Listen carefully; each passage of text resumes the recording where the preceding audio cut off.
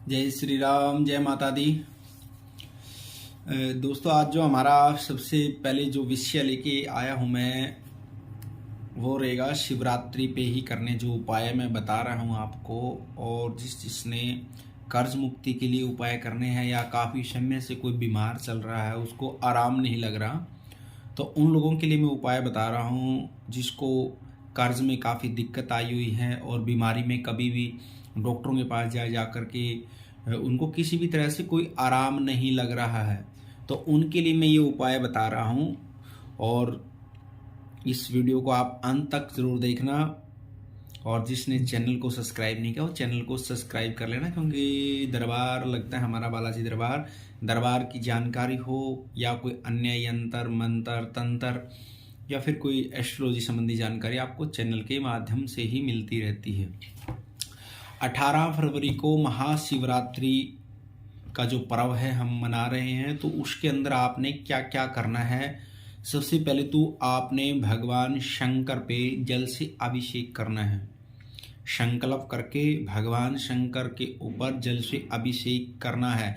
यदि आपको कोई पुरानी बीमारी है, काफ़ी टाइम से आप बीमार चल रहे हैं, उसमें कोई भी आराम नहीं लग रहा, तो आप शिवरात्रि से पहले दिन कोई जल में एक कुशा लेके आना। दाब बोलते हैं जैसे हम, कुशा, उस कुशा को जल में भिगो देना, एक बाल्टी के आसपास उसमें अंदर डाल देना और उसको कम से कम 10 से 12 घंटे उस कुशा को जल के अंदर ही रहने देना। जो उसका कुशा का रस है वो जल के अंदर आ जाएगा और उस जल से अभिषेक करना है।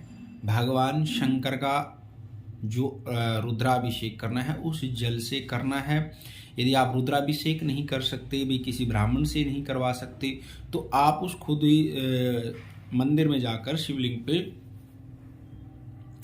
महामृत्युंजय महादेव का ध्यान करते हुए उसको धीरे धीरे अभिषेक करते रहना है। और जितना महामृत्युंजय भगवान का ध्यान करते हुए उस जल को आपने भगवान शंकर पे अर्पण करना है। या तो आपको महामृत्युंजय मंत्र याद हो तब आपको अर्पण करना है। यदि महामृत्युंजय मंत्र आपके पास नहीं है तो ओम नमः शिवाय के मंत्र से जाप करते हुए आप भगवान शंकर का अभिषेक कर सकते हैं। और दूसरा क्या है, सबसे पहले तो ये अभिषेक करना है संकल्प करके। उसके बाद में आपने क्या करना है, या तो एक पान का पत्ता लेना है या फिर बिल्व पत्थर, उसके ऊपर में थोड़ी सी डालने आपने काले तिल लेके जाना बिल्व पत्थर पे या फिर पान के पत्थर के ऊपर, और 11 काली मिर्च जिसके ऊपर ही काफ़ी समय से बीमारी चली हुई है, वो भी अभिषेक करने के बाद भगवान शिवलिंग के ऊपर महामृत्युंजय भगवान का ध्यान करते हुए वो जो 11 काली मिर्च हैं और जो वो काले तिल हैं जो आपने रखे हैं वो भगवान को समर्पण करने हैं।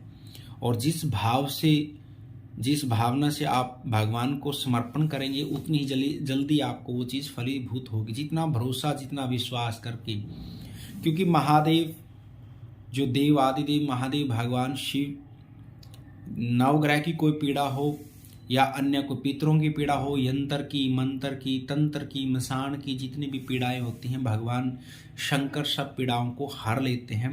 तो उस चीज़ का विशेष भी मेरे शरीर के ऊपर जिस तरह की कोई पीड़ा है और मुझे कोई दवाई से या औषधि से कोई आराम नहीं लग रहा है, भगवान शंकर, हे महामृत्युंजय महादेव, मैं आपकी शरण में आया हूँ या आई हूँ, तो आप इसको ग्रहण करना। पहले सबसे पहले संकल्प करके अभिषेक करना है और फिर ये सामान आपको भगवान शंकर पे शिवलिंग के ऊपर चढ़ा के आना है।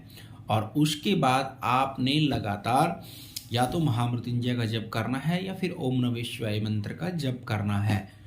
उस आप खुद देखेंगे कि आपके शरीर में जल्दी आराम होगा और जल्दी उस बीमारी जल्दी ही कटेगी, बीमारी से आपको राहत मिलेगी। और इस उपाय को जितना भरोसे से, जितना विश्वास से आप करोगे तो उतना ही जल्दी आपको उसमें लाभ होगा।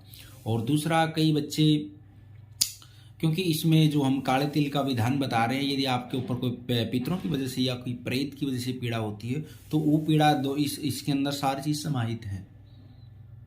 तो इसलिए इस उपाय को आप अवश्य सिर्फ ये शिवरात्रि के दिन ही करना है आपने। और जितना महामृत्युंजय का या ओम नमः शिवाय मंत्र का जप कर सकते हो या तप कर सकते हो या व्रत कर सकते हो, उतना ज़्यादा से ज़्यादा आप भगवान शंकर की शरण में रहना शिवरात्रि वाले दिन, तो आपको इस बीमारी से जल्दी ही राहत मिलेगी। और दूसरा, कई बार मेरे पास सवाल आते रहते हैं, बार बार सवाल आते रहते हैं, काफ़ी कर्ज के लिए कर्ज चढ़ा हुआ है, क्या करना चाहिए जी, आगे कोई पैसे की, घर में पैसा रुक नहीं रहा है, तो उसके लिए क्या करना चाहिए। उसके लिए आपने भगवान शंकर पे सबसे पहले तो संकल्प करने के बाद में आपने जल से अभिषेक करना है। और उसके बाद लेना है आपने गन्ने का जूस या फिर अनार का जूस, उससे भगवान शंकर का अभिषेक करना है। भगवान शंकर का रुद्रा अभिषेक करना, या तो गन्ने के जूस से या फिर अनार के रस से आपने भगवान शंकर का रुद्रा अभिषेक करना है, संकल्प करके कि हे भगवान शंकर, मैं इस मनोकामना को लेकर आपकी शरण में आया हूँ और जल्दी से मेरा कर्ज उतरे या जल्दी से मेरे घर में लक्ष्मी की वृद्धि हो। ओम ह्रीं श्री शिवाय नमस्तुभ्यम, ह्रीं श्री शिवाय नमस्तुभ्यम, इस मंत्र का आपने जप करना है। ओम ह्रीं, ह्रीं कह लिया, ह्रीं कह लो, श्री शिवाय नमस्तुभ्यम। तो इस मंत्र का आपने अभिषेक करते होने या तो उसके ऊपर जप करना है, या फिर आप रुद्रा अभिषेक किसी ब्राह्मण से करवा सकते हो। उसके बाद इस मंत्र का आप जप कर सकते हो, तो जल्दी ही आपके घर में लक्ष्मी का आगमन होगा। और उसके बाद आपने अभिषेक के बाद क्या करना है, एक बिल्व पत्तर लेने हैं, 11 कम से कम 11 बेल पत्तर हो, उसके ऊपर शहद लगा करके भगवान शंकर पे चढ़ाने हैं। 11 बेल पत्तर को शहद लगा करके भगवान शंकर पे उसी भावना से चढ़ाने हैं, प्रभु जो हमारी दरिद्रता है, जो हमारे अंदर, हमारे घर के अंदर या व्यापार के अंदर को लक्ष्मी का आगमन तो हो रहा है लेकिन घर के अंदर रुक नहीं रही, उस भावना को लेकर आपने वो बिल्व पत्र कम से कम 11, जितने आप ज़्यादा से ज़्यादा चढ़ा सकते हो तो वो आपकी इच्छा है, नहीं 11 बिल्व पत्र शहद लगा करके अवश्य चढ़ाएं। आपके घर की दरिद्रता जल्दी ही दूर होगी और जो लक्ष्मी का आवागमन है वो रुक जाएगा, जो घर के अंदर लक्ष्मी का स्थिर आवास होगा। और भगवान शंकर से ये प्रार्थना करते हुए, क्योंकि जिस भाव से, जिस मन से, जिस भाव से आप उनकी शरण में रहोगे, क्योंकि फल भी उसी हिसाब से मिलता है।